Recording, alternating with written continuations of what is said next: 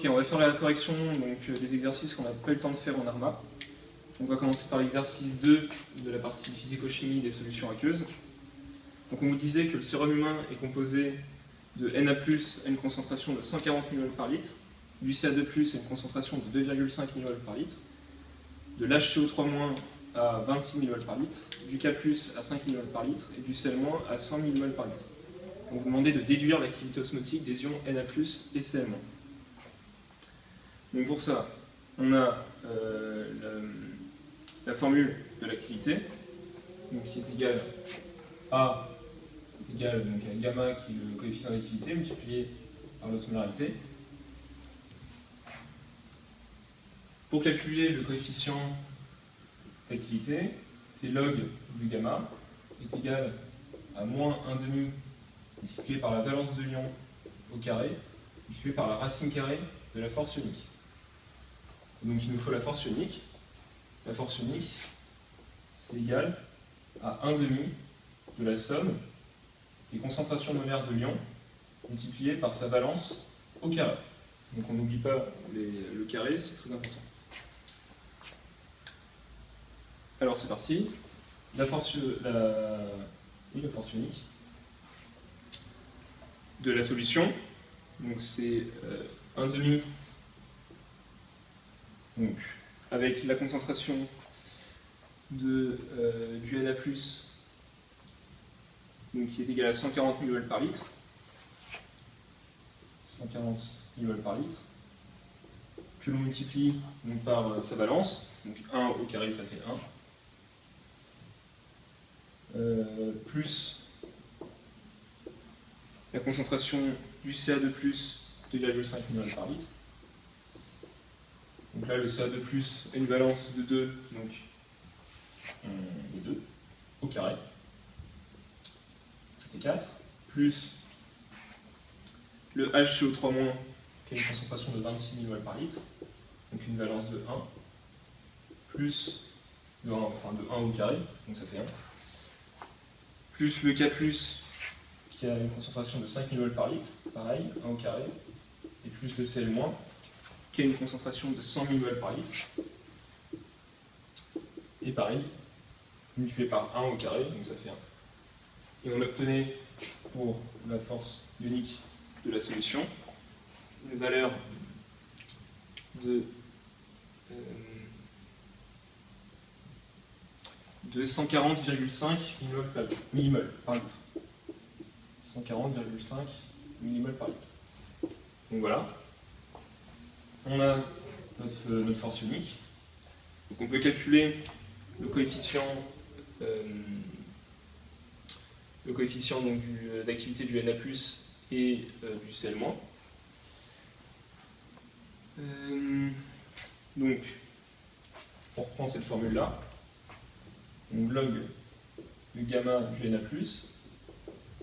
est égal à moins 1,5 multiplié par sa valence au carré, donc le Na+, c'est 1 au carré, multiplié par la racine carrée de la force ionique de la solution, donc 140,5 mmol par litre.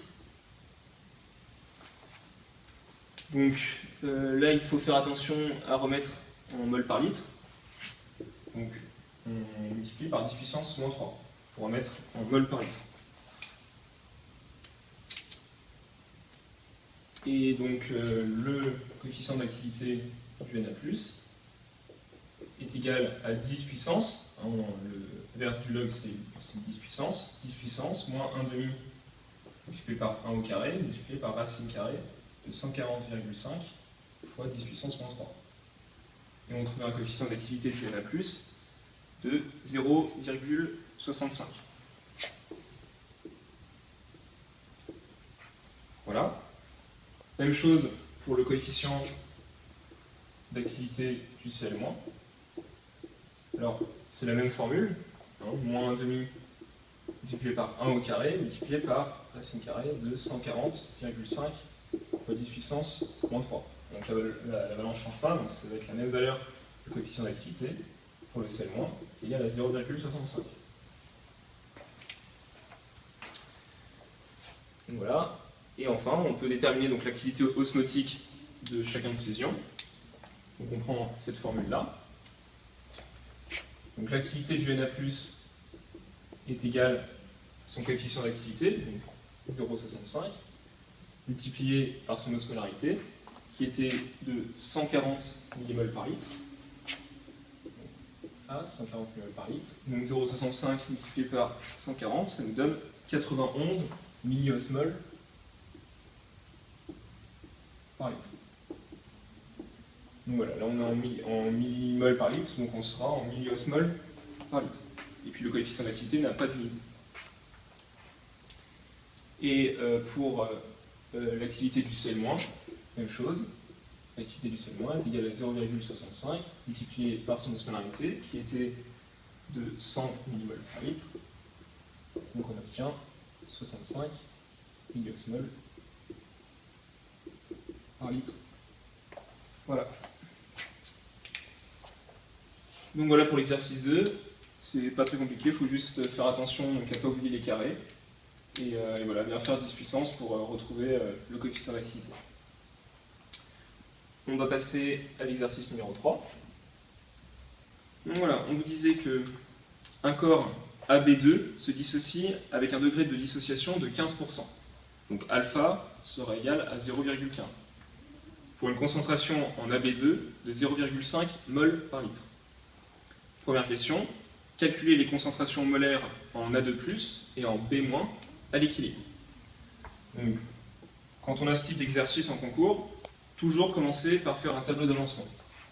Donc là, on a un soluté AB2 qui va se dissocier en deux électrolytes, donc A2+, plus 2B-. Donc voilà.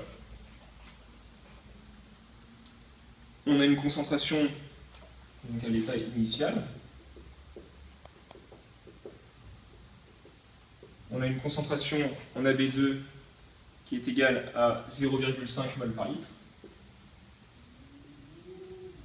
Donc là, à l'état initial, il n'y a pas de A2+, il n'y a pas de 2B-, la dissociation ne s'est pas encore faite. Et à l'état final, donc ça c'est une formule du cours, la concentration à l'équilibre, donc à l'état final, en AB2, c'est égal à C0, donc 0,5, moins alpha, le coefficient de dissociation, qui est égal à 0,15, multiplié par la concentration initiale. Ça c'est pour la concentration en AB2. Pour la concentration en A2+, c'est égal à alpha C0, donc la concentration initiale en AB2. Et pour le 2B-, il ne faut pas oublier de mettre le coefficient stoichiométrique, donc 2 fois alpha C0. Donc c'est ici le petit pied. Donc voilà, il n'y a plus qu'à appliquer les formules. Donc la concentration en A2+, à l'état final, donc c'est alpha, alpha qui est égal à 0,15. On dit que ça se dissocie à 15%, donc 0,15. Multiplié par la concentration initiale en AB2, donc 0,5 mol.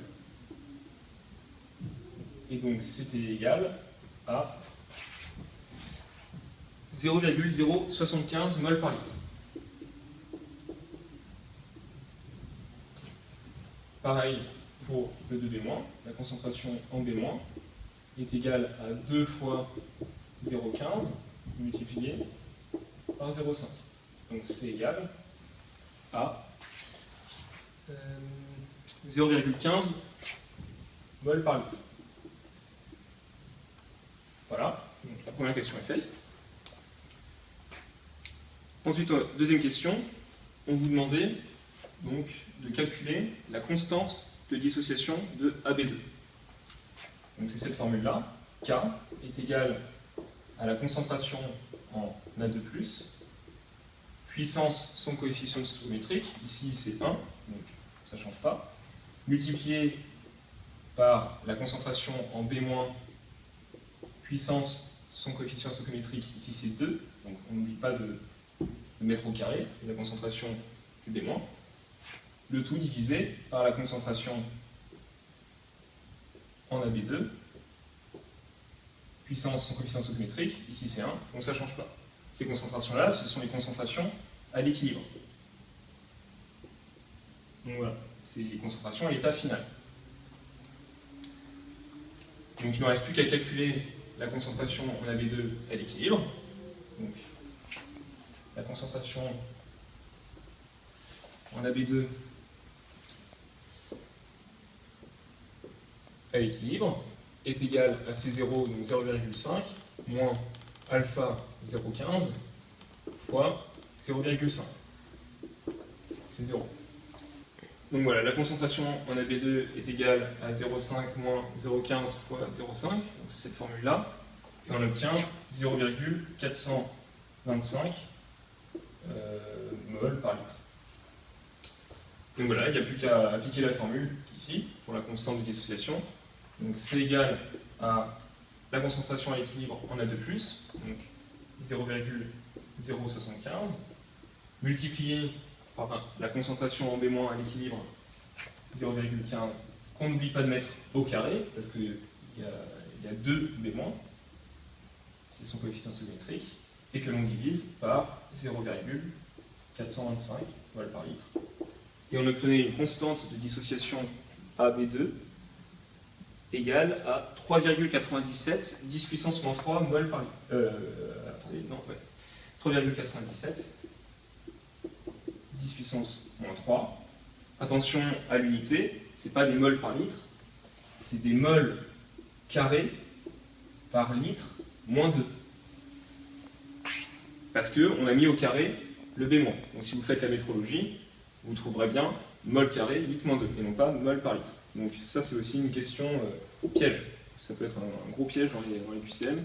On vous donne la bonne valeur en mol par litre, et vous tombez dans le piège tout le temps parce que vous oubliez le carré et le moins 2. Donc voilà, c'est la fin de cette correction d'Arma.